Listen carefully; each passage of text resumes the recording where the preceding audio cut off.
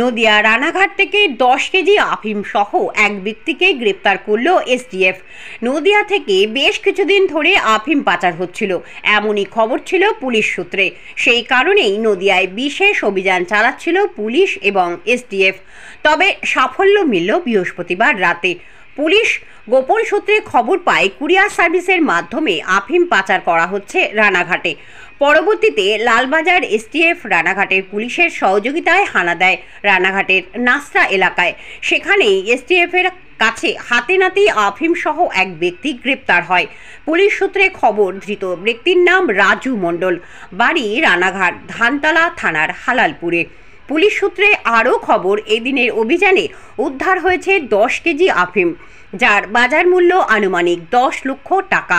ধৃতকে রাতেই এসটিএফের আধিকারিকরা গ্রেপ্তার করে নিয়ে আসে রানাঘাট থানায়। সেখানে জিজ্ঞাসাবাদ চলছে ধৃত ব্যক্তির। তবে কোথা থেকে এত পরিমাণে আফিম তার কাছে এলো এবং কোথায় কোথায় এই পাচারের জাল ছড়িয়ে রয়েছে তার তদন্ত ইতিমধ্যেই শুরু করেছে এসটিএফ। যদিও এই ঘটনায় সাময়িক চাঞ্চল্য ছড়ায় এলাকায়। আরও বিস্তারিত জানতে চোখ রাখুন আমার বাংলার পর্দায়।